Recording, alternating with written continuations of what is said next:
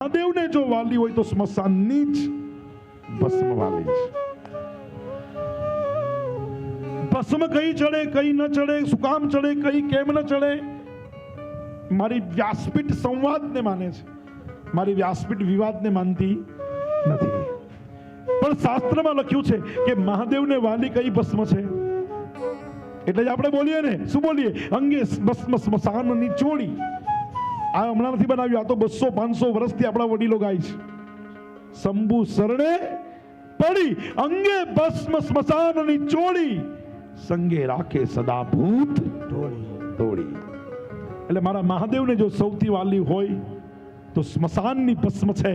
અને એ સ્મશાનની ભસ્મ તમામના કપાળમાં ભસ્મનું તિલક એટલા માટે હોવું જોઈએ, માતા બહેનો સાંભળજો, કે ભસ્મ લગાવવાથી અભિમાનમાંથી દૂર રહેવાય છે.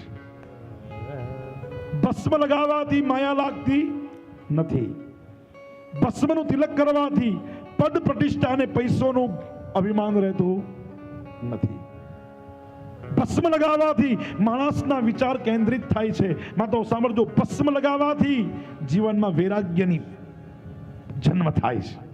કારણ કે આપણને ખબર છે કે બધું જ હોવા છતાં એક દિવસ મારે ભસ્મ થવાનું છે.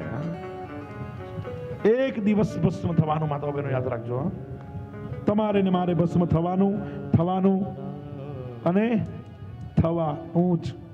અને એટલા માટે ભસ્મ થવાનું જ હોય. જે વસ્તુ નિશ્ચિત હોય તો એનો રંગ રૂપનો અભિમાન કરવો નહીં. એ ગમે એટલું સારું રૂપ હોય તો પણ શું થશે? ભસ્મ.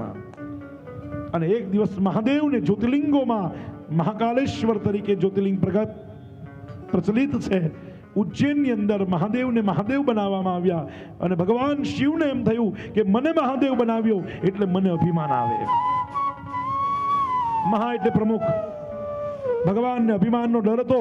ભગવાનને કોઈ પૂછ્યું કે મારે અભિમાનમાંથી દૂર રહેવું હોય તો શું કરવું? એટલે કોઈ કે વિદ્વાનોએ કીધું કે મહાદેવ, અભિમાનમાંથી દૂર રહેવા માટે શરીરે સ્મશાનની ભસ્મનો સ્પર્શ કરો તો તમારા જીવનમાં અભિમાન આવે નહીં. મારો મહાદેવ કહે, જો શરીર પર ભસ્મની સ્પર્શ કરવાથી અભિમાન ન આવતો હોય તો હું સ્પર્શ નહીં, પણ મારા 12 જ્યોતિર્લિંગમાંનું એક જ્યોતિર્લિંગ એવું રાખીશ કે સૂર્ય ઉદય થાય ને એ પહેલા હું ભસ્મથી સ્નાન કરીશ. એટલે ઉજ્જૈનની અંદર ભસ્મ આરતી થાય છે.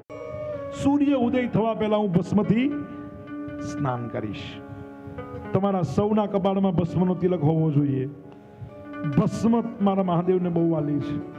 અને હું બધાને વિનંતી કરું કે કપાળમાં ભસ્મ હશે ને એટલે કોઈ પણને ખબર પડશે કે આ મહાદેવનો જ ભક્ત છે.